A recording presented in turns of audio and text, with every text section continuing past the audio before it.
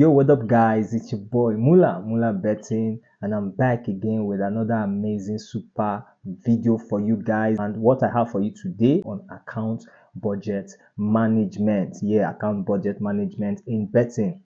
Whether you're a casual bettor or a seasoned pro bettor, managing your budget effectively is crucial to long-term success.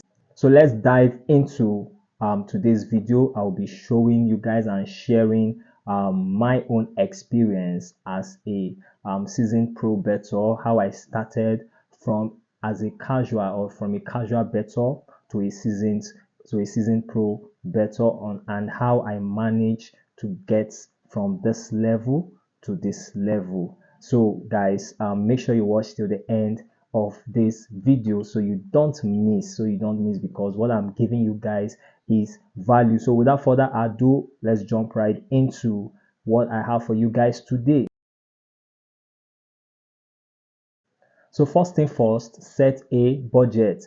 You need to determine how much you are willing to allocate for betting. This amount should be something you can afford to lose without affecting your daily life. And as a seasoned pro bettor, someone that started being a casual, from being a casual bettor to a seasoned pro bettor, I'm going to be sharing some experiences in my journey so far, and how I moved from this level to this level. So I'll be sharing that with you guys. First of all, I started betting around 2014, 2015. Actually got to know about betting in 2013. I started betting in 2014, 2015, and it was an exciting beginning because I have heard so much about betting and how this person won these amounts with these amounts, and it kind of gingered me. Like, I was like, what? This should be the key out of trenches, someone that is just through with school. I just started working with a new startup tech company in Lagos back then, and the salary was not really okay, but you just have to start with something. And how I was struggling to make money from sports betting. And it's funny how I would end up using money meant for bills, to play betting, and I tell you, it always doesn't end well. Yes, and how I would go and get loans from loan apps to also play bet, because I believe I could win and make money at the end of the day. At the end of the day, it still didn't end well. Yes, so I was just struggling. I would just want to get money and place bets and just want to win big. And at the end of the day, it still didn't work well, and it got to a point when I started getting requests from some of my followers. They say, Mula, you are good, and we believe in your games. We want you. We don't always have time to place this bet. And there was this type of game I was playing then, Division 4x4. I think it's an e-game. If you check on any of the Russian bookies, you're going to find that game. I made a video on that game, one of my strategy videos, how I make money daily from Division 4x4. You can check out that video. The link will be made available in the description of this video. So I started playing that stuff. So people were seeing the results, like, this guy is good, and I started getting requests. Okay, Mula, we want you to help us manage our funds. We don't always have time to get on these games. We want to send you money because we trust you, we believe you, we like you. We want to send you money so you can trade for us and help us manage these funds. And I accepted. And at the end of the day, it didn't end well. Because the whole thing, like I said, boils down to budget. Because then the money that came from some of these my followers were not really more. They were not even up to that should be around 20k or thereabouts. You can imagine. So you're using 20k to trade, that's too small. Okay, and we lost everything, and we moved on. And after all these ugly experiences, I realized some things. I decided never to borrow to bet, no matter what. I promise you guys, it never ends well. When you think you're going to borrow and play bet and win, it never ends well. Remember, it's you should always take what you can afford to lose. And number two, as a punter, never help others to grow their funds, no matter how good you are, no matter how good you think you are in what you're doing. Never accept. So I decided to never accept funds from some of my followers to place bets again, because it never ends well. And I have seen situations whereby some punters on X are being dragged. Um, being dragged by some of their followers who gave them funds, and they were promised that at the end of the month they will get like 50 to 100% return on investment, and at the end of the day it didn't end well, and they just came out on X and started dragging these punters, and it's never a good experience. And it takes us down to number three. You need to start seeing betting as a business, yeah, as a long-term investment. Look for startup funds, and I always advise 100K and above. So many people, they just get into betting. They believe they can use a small amount of money to win a big amount of money. It doesn't work that way.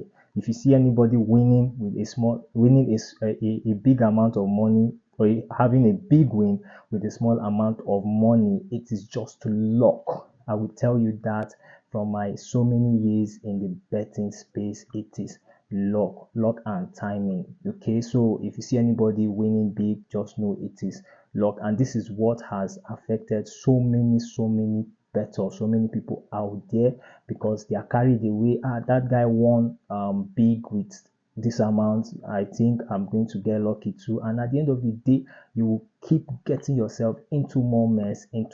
So it's very important to start seeing betting as a business. Get the funds down. The more funds you have, the better. The more funds you have, the better. And let's talk about number four. Paying for VIP will never make you rich in betting. I promise you that. I've been there. Whatever I am sharing with you guys now, I have been there. I joined some VIP back then, and I tell you, it didn't end well. I believe some of you must have been in that situation. Some of you can relate well to this. You'll see these punters advertising their wins. They are winning back to back. The moment you pay for that VIP, the story changes. Like, you won't get result. I used to do VIP before, but I stopped, because you know why? You can't sell you can only sell probability in betting. You cannot sell possibility. That is the truth. So someone coming to tell you that I have short games, or our VIP is banger back to back wins, the moment you join, you're going to see a different story entirely. So paying for VIP will never get you rich. Just know that somewhere. I'm just telling you the bitter truth. If you're just joining the betting space and you feel I have to join this punters VIP, I know some punters will not like this. They will not like this, but I'm just being honest with you guys, because I cannot mislead you guys. I cannot mislead you guys. And what I'm giving you guys here is value and my experience. So if you're just new to the betting space, you don't make such mistake. Paying for VIP is not the way out. And besides, betting is not a get rich quick scheme. So just, if you're having that mentality, just trash it right now. Okay.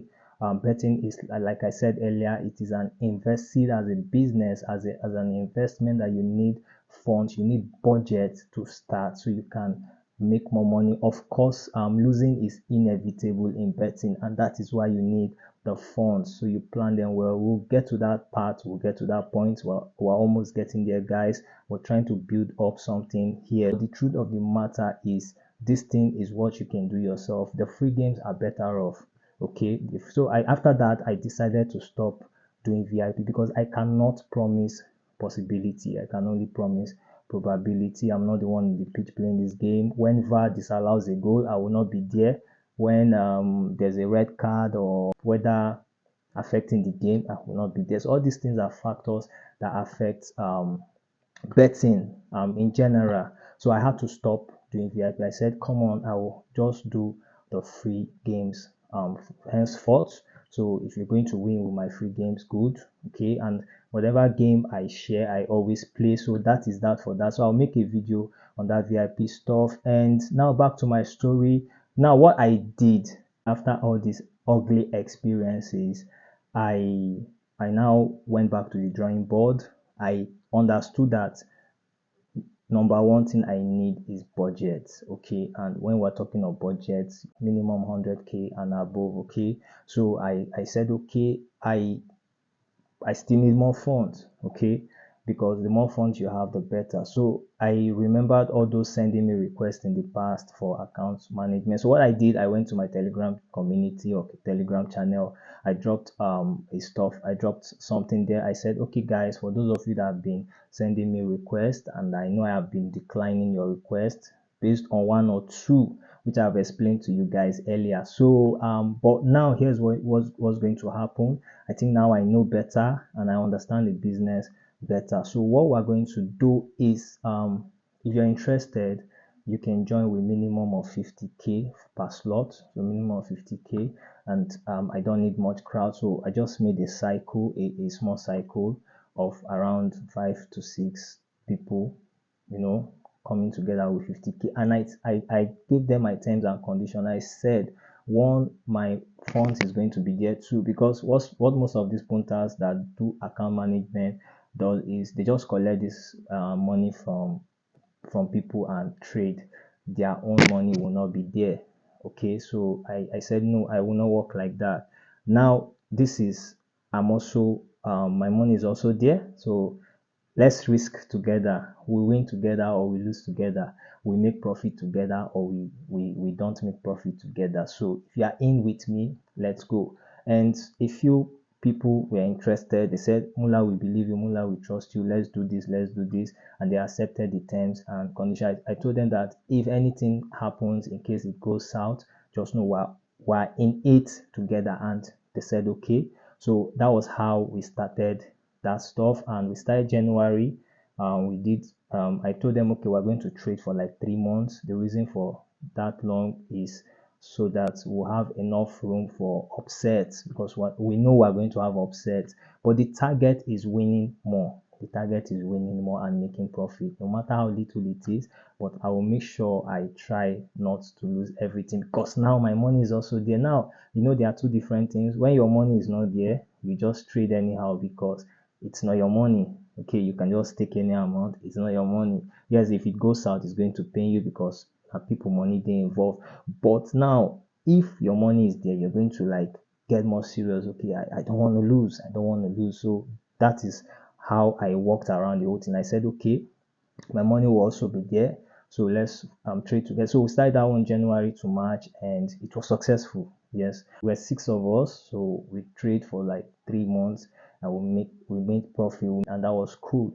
And these guys, wow, this thing actually worked. I was even surprised myself. I said, okay, we're going to go again the second batch. So we started second batch April to June, and we just finished that one, and I tell you we did well. I'm going to show you some screenshots on the screen. So we did well as well, and we just concluded that one. So we just started the third batch of that. So you can see from these experiences, from these failures, from the learning, everything, I became better, and I know how to go around these things. If the budget was not there, it wouldn't have been possible. If I was doing borrow and betting, it wouldn't have been possible. Okay, so the whole thing boils down to budget. From the little story, the story is actually it's actually plenty, but I just had to make it as short as possible so that this video will not be too long. But I hope you learn from my experience and you understand what I mean by you need to have a budget. That is the most important thing in account budget management. You need to have that budget first. You need to set up you need to set up funds for this business. Okay, this thing I'm putting aside that won't affect your daily life. Okay, like if it goes well, you're happy. If it doesn't go well, you get a little bit sad, but you know what you were up against, and that is how the whole thing works. That takes us to the next one, dividing your budget into smaller units. Now you have the budget, now you understand what budget is all about. Now you know how to go about about it. And the next thing is dividing your budget into smaller units. It's very simple. Now you have the budget, you have the funds. Let's say, for example, you have let me use 100k. Let me use 100k for example. So let's say 100k is what your budget is for this business. So what you're going to do, you're going to divide this budget into smaller units. Let's say you can divide it into 10 units. Okay, 10 units. So, and that 10 units, you can decide to stick on each game. You stick 10k from the 10 units. So you know you have 10 times to play, 10 attempts to make. Okay, so if the first unit does not go well, you still have like 9 units to go. If the second unit does not go well, you still have like 8 units to go. And in betting, the green weekdays and you have the red weekdays. And if you know what you are doing and you're following someone that knows what they are doing and with a solid betting strategy, and use the budget to play, you're definitely going to, there's a high chance of making of having success at the end of the day and making profit or making money at the end of the day. So now that you have the budget, you have to divide your budget into smaller units. You don't have to play everything on one bet, or you just divide into two, or no, you divide at least into 10. So imagine you have like 500k budget. That means you're dividing it, if you're dividing into 10, that is 50k per stake. Okay, so basically what I do in our investors group, what I do is I stake 10% of our entire budget. So if we have 500k in total, for example, I stake minimum of 50k. That is 10% of 500k, and I don't go for big odds. I just chill with minimum is 1.4, above 1.4, 1.5. I don't go beyond 1.5. So I go for games that have high chances of winning, and there are specific markets I go for. So that is that. And the next one is you need to set a time frame. Okay, this budget now, how long is going to take me? If I'm dividing my budget into smaller units, into 10 units, how long is it going to last me? Is it going to last me for a week? Is it going to last me for a month? Is it going to last me for more than? So you need to set a time frame. Okay, and you have to be calculative on that, so you don't run out of funds before time. That is why it is important to divide your budget into smaller units. And another thing is you have to track your bets. Okay, now this is how this works. Now that you are playing the games, all right, you're trying to grow your funds. Of course, there are going to be wins, there are going to be losses as well. Now those games, you need to take track of the bets so that you come up with a pattern. You need to keep track of your bets, know the games you are playing, know the teams you are playing, know the leagues you are playing, and know when to play and when not to play. Okay, so those are very, very important. It helps your budget, and within that time frame you should be able to either make profit or loss, because in betting it is 50-50. It's either you win or you lose. So it's either you make profit or you don't make profit. So that is it. We talked about budget, we talked about dividing your budget into smaller units, we talked about setting a time frame, and we talked about tracking your bet. So we'll move to the next one: maintaining your balance. You don't chase your losses. Okay, you don't chase your losses. Just because you lost 1 unit or you lost 2 units, you're trying to now double up. You get, so normally you're supposed to take minimum of 10k. I'm just using a budget of 100k for example. So you're taking 10k. So you lose that 10k, you have 90k left. You play the next one, you lose another 10k. You've lost 20k, you have 80k left. So the next one now, you want to stake 20k or 30k or 40k or even 50k, just to, so that when you win, you try and recover. That is where most people get it all wrong. So when you're trying to chase your losses, you lose more and you run out of funds easily, and that is bad market for you. Okay, so it's not good to chase your losses. And remember, it's okay to take a break if things aren't going well. If it's not going well for you, that just chill, take a break. Okay, your budget, your funds will still be there. Take a break. Okay, observe. Okay, observe, learn, understand what is going on, then know when to come in. So it's always good to know when to get in and know when to get out so that you don't lose your entire funds. Is very important. That takes us to the next one: review and adjust. Okay, this is still somehow in line with maintaining your balance. So the review and adjust, how it works is you have to review your betting performance and your budget, and if you need to make improvements on your strategy and ensure you're on the right track. So it's very important to always review and adjust. If you feel one or two things is not working out, okay, this is what I did before, or one or two times I did not work, so you take notes. My own personal experience: you bet on a team, it messes you up. Maybe another time again they have game, you bet on same team, it messes you up. And I will tell myself that this team is blacklisted. Like I'm not going to pick. There are teams I don't pick on my game again, no matter if they are in form or not. I don't care. Once I just see them on the fixture, the match day fixtures, I just look away. No matter how good they are, no matter how good they've been playing recently, I don't touch them. Why? Because they have dealt with me in the past, and I don't want to make the same mistakes again. So it's all about learning, tracking, and reviewing and adjusting is very important. And that takes us to the next: using betting tools. Okay, there are betting tools that they help you to manage your budget. They set betting limits and also self-exclusion options. Like for example, Sportybet has the self-exclusion option. Thanks to Sportybet, they have that self-exclusion. Now if you've been losing back to back and you can't really help it, maybe you're getting a little bit addicted, so you can use the self-exclusion function to exclude your operations for a period of time. I did that one time when I was having red weeks. I just had to self-exclude myself.